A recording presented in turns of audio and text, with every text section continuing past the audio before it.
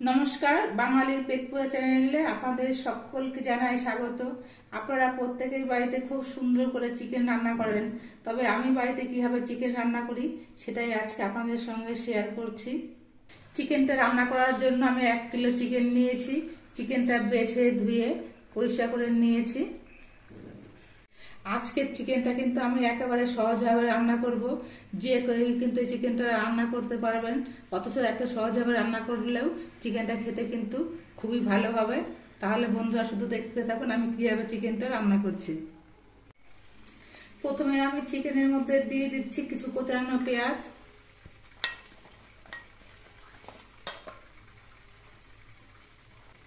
আদা বাটা, রসুন বাটা, বেশ কিছু চেরা কাঁচা লঙ্কা। আমরা ঝালটা বেশি খাই, এই জন্য লঙ্কার পরিমাণটা বেশি করে দিলাম। পরিমাণ মতো নুন, পরিমাণ মতো হলুদের গুঁড়ো, 1 চামচ জিরের গুঁড়ো, কিছুটা পরিমাণ সর্ষের তেল,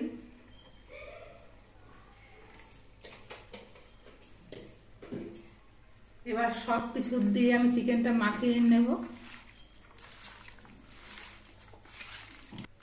মাংসগুলো মাখানোর সময় আমি বেশ কিছু কাঁচা লঙ্কা দিয়েছি। আজকের চিকেনটা কিন্তু আমি একটু ঝাল ঝাল করে রান্না করব, তার জন্য এর মধ্যে আরেকটু আমি ঝাল শুকনো লঙ্কার গুঁড়ো দিচ্ছি। চিকেন কিন্তু একটু ঝাল ঝাল করলে খেতে কিন্তু অনেকটাই টেস্ট লাগে। আমার কাছে কিন্তু ভীষণই ভালো লাগে, আর আমাদের বাড়ির লোকও ঝাল খেতে ভীষণ পছন্দ করে। ঝাল ঝাল চিকেন খাওয়ার কিন্তু মজাই আলাদা। আর চিকেনটায় খুব সুন্দর একটা কালার হওয়ার জন্য অল্প করে একটু কাশ্মীরি লঙ্কার গুঁড়ো দিচ্ছি। এই কাশ্মীরি লঙ্কা গুঁড়োটা দিলে কোনো ঝাল হবে না, কিন্তু সুন্দর কালার হবে, বেশ লাল টুকটুকে মাংসের ঝোলটা হবে, দেখতে কিন্তু ভীষণই ভালো লাগবে। সব কিছু দিয়ে হাত দিয়ে চটকে চটকে আমি বেশ কিছুক্ষণ মাংসটা মাখিয়ে নিয়েছি। এবার মাংসটা আমি কিছুক্ষণের জন্য ঢেকে রাখছি, অন্তত 15-20 মিনিট এইভাবে ঢেকে রাখবো।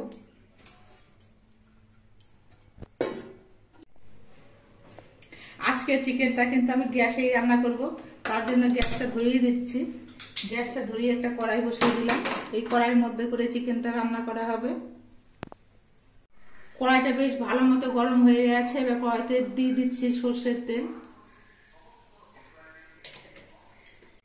আজকে চিকেনটা কিন্তু আমি আলু দিয়ে রান্না করব, তার জন্য আমি বড় বড় পিস করে কয়েকটা আলু কেটে নিয়েছি। আলুগুলো কেটে ধুয়ে আমি পরিষ্কার করে নিয়েছি। এবার কড়াইয়ের তেলটা কিন্তু গরম হয়ে গেছে, বেশ ভালো মতোই গরম হয়ে গেছে। এবার এই তেলের মধ্যে দিয়ে আমি আলুগুলো ভেজে নিয়েছি।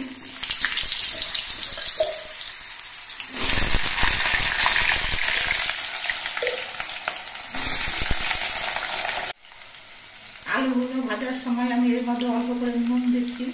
এই নুন দিয়ে আলুটা ভাজলে আলুগুলো খেতে কিন্তু ভীষণ টেস্ট লাগে। আলুগুলো আমি বেশ ভালো মতো ভেজে নিয়েছি। এবার আলুর পিসগুলো আমি নামিয়ে নিয়েছি।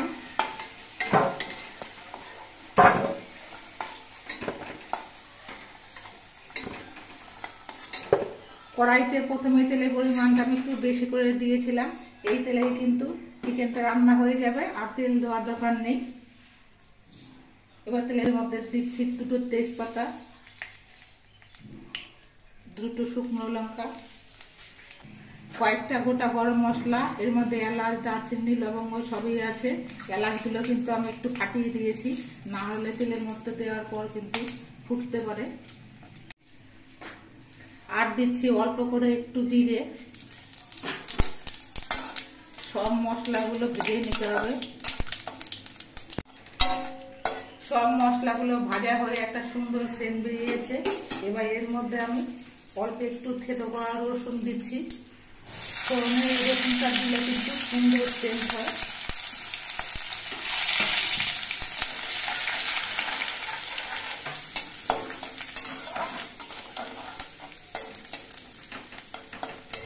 রসুনটা ভাজা হয়ে একটা সুন্দর সেন্ট বেরিয়েছে।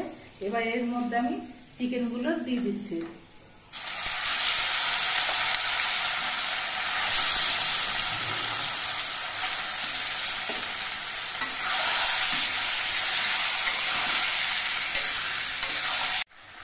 এবার গ্যাসের ফ্লেমটা মাঝারিভাবে রেখে নিয়ে চিকেনটা কিন্তু বেশ অনেকক্ষণ ধরে কষিয়ে নিতে হবে।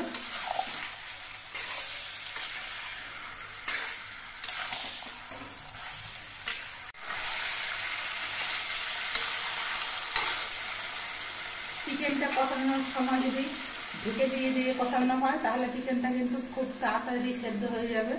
এই জন্য আমি একটা ঢাকনা দিয়ে ঢেকে দিলাম। ঢাকা দিয়ে কিন্তু বেশিক্ষণ বসিয়ে রাখা যাবে না, কারণ তাহলে মাংসটা নিচে লেগে যেতে পারে, তাতে কিন্তু চিকেনের টেস্টটাই নষ্ট হয়ে যাবে। এই জন্য কিছুক্ষণ বাদে কিন্তু ঢাকনা খুলে নেড়ে দিতে হবে, আবার ঢেকে দিতে হবে। এইভাবে করে কিন্তু চিকেনটা কষাতে হবে। আমি 2-3 মিনিট পর ঢাকনাটা খুলে নিলাম আর চিকেনটা নেড়ে চেড়ে দিয়ে দিচ্ছি।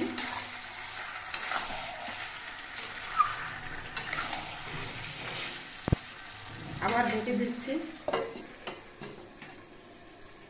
এভাবে আমি বারে ঢেকে দেব আর বারে ঢাকনা খুললে কিন্তু কিছুক্ষণ বাদে নেড়ে দেব। চিকেনটা আমি ঢাকা দিয়ে মিনিট 15 মতো কষিয়ে নিয়েছি। চিকেন থেকে দেখুন অনেকটা কিন্তু জল বেরিয়েছে। এবার এর মধ্যে আমি অল্প করে একটু চিনি দিয়েছি।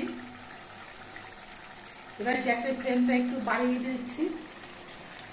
বাড়িয়ে দিয়ে এবার চিকেনের জলগুলো কিন্তু সব শুকিয়ে ফেলতে হবে।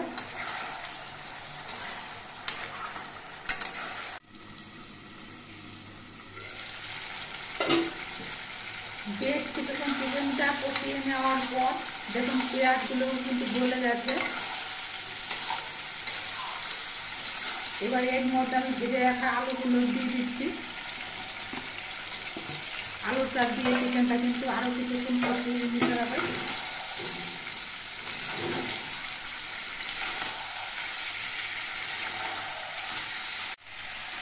আলু দিয়ে চিকেনগুলো আমি 5-6 মিনিটের মতো কষিয়ে নিয়েছি।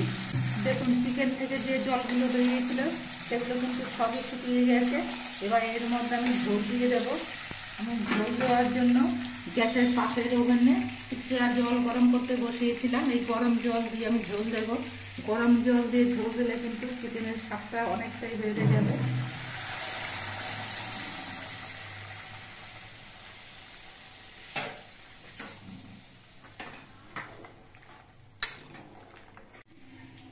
এই চিকেন কিন্তু কষা কষা খেতেও ভীষণ ভালো লাগে। তবে আজকে আমাদের চিকেনটা ভাত দিয়ে খাওয়া হবে, এই জন্য আমি একটু ঝোলটা বেশি করেই দিচ্ছি, কারণ এখন আলুগুলো সেদ্ধ হয়নি, এখন আলুটাও সেদ্ধ হবে। এবার কিছুক্ষণ ঝোলটা ফুটিয়ে নিতে হবে। এখন আর আমি ঢেকে দেবো না, এইভাবে আস্তে আস্তে ঝোলটা ফুটতে থাকবে।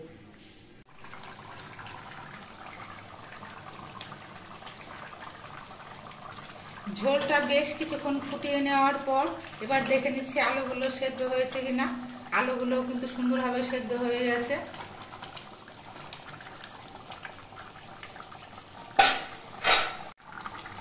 চিকেনের ঝোলটা আমার তৈরি হয়ে গেছে। এবার আমি নামিয়ে নেব। নামানোর আগে এবার আমি গুঁড়ো গরম মশলা দিচ্ছি। গরম মশলা গুঁড়ো দিয়ে নেড়ে চেড়ে মিশিয়ে নিতে হবে। গুঁড়ো গরম মশলা দিয়ে আর আমি ফোটাবো না, গ্যাসটা অফ করে দিলাম। এবার ঝোলটা আমি নামিয়ে নিচ্ছি। এখন গরম আছে, ঠান্ডা হওয়ার পর কিন্তু আরো অনেক সুন্দর কালার হবে। একটা পাত্রের মধ্যে ঢেলে নিচ্ছি।